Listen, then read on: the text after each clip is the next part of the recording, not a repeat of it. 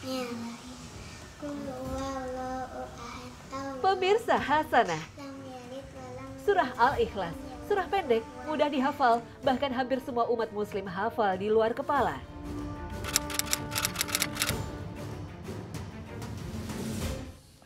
Coba. Qul huwallahu ahad. Allahus samad.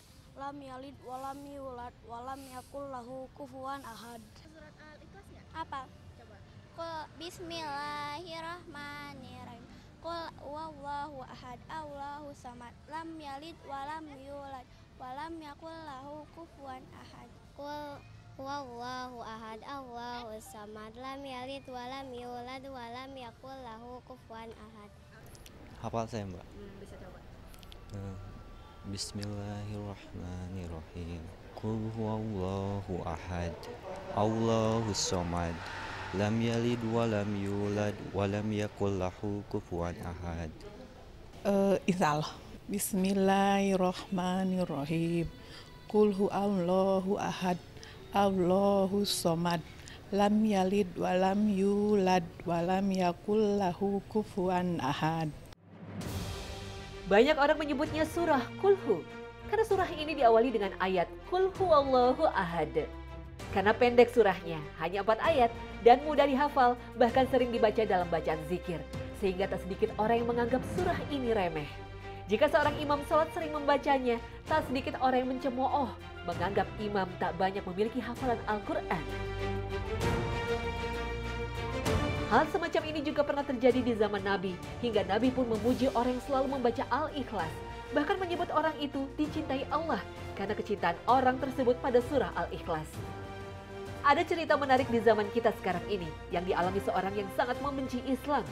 Saat ia mencoba untuk mencari kesalahan Al-Quran, ia membuka kitab suci Al-Quran dari kiri ke kanan, seperti kebiasaan membaca buku-buku bahasa Indonesia, sehingga yang terbuka tepat di surah Al-Ikhlas. Saat ia membacanya dengan seksama dari terjemahan Al-Quran, ia justru tertegun. Setiap ayat mengungkap sifat Tuhan yang paling mendasar. Qul huwallahu ahad. Katakanlah, dialah Allah yang Maha Esa. Allahus samad. Allah adalah Tuhan bergantung kepadanya segala sesuatu. Lam yalid wa lam yulad. Dia tiada beranak dan tidak pula diperanakkan. Walam yakul lahu kufuwan ahad. Dan tidak ada seorang pun yang setara dengan dia. Semakin ia mengulang-ulang membacanya, sifat-sifat dasar Tuhan ini semakin masuk akal. Sehingga tak terasa ia larut dalam untaian surah pendek ini.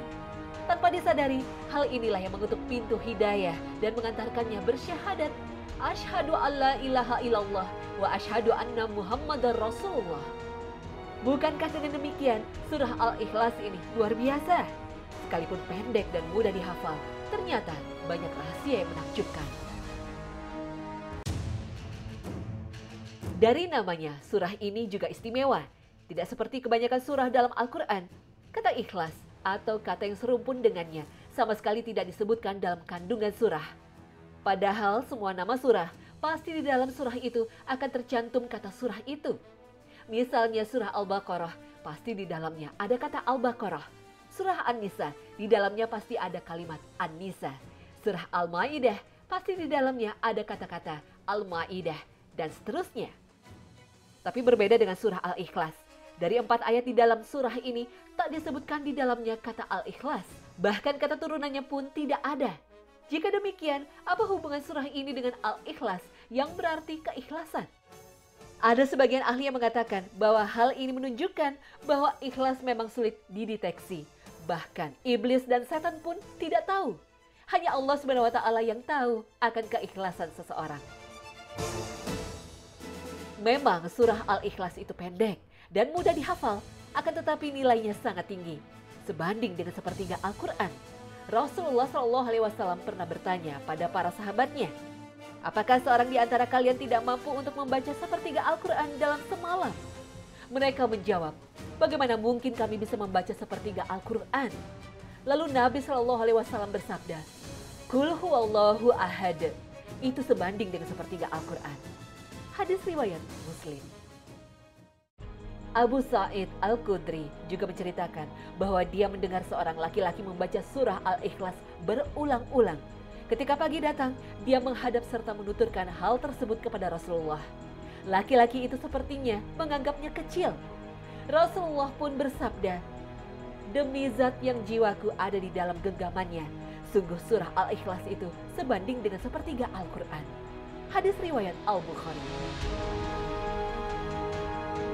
Allah Subhanahu wa Ta'ala memang sudah banyak sekali memberikan kemudahan dalam menjalankan ibadah.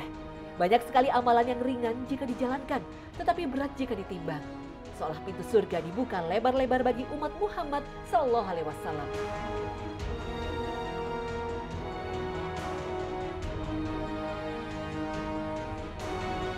Begitu dahsyatnya keutamaan surah Al-Ikhlas hingga dalam riwayat Imam Bukhari, Rasulullah Sallallahu Alaihi Wasallam setiap kali beranjak menuju pembaringannya, beliau menghimpun kedua telapak tangannya, lalu meniupkannya dan membaca Qul huwallahu ahad atau surah Al-Ikhlas, Qul a'udzu birabbil falak atau surah Al-Falak, dan Qul a'udzu birabbin nas atau surah An-Nas.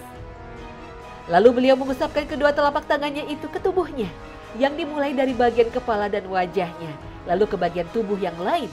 Hal ini beliau lakukan sebanyak 3 kali.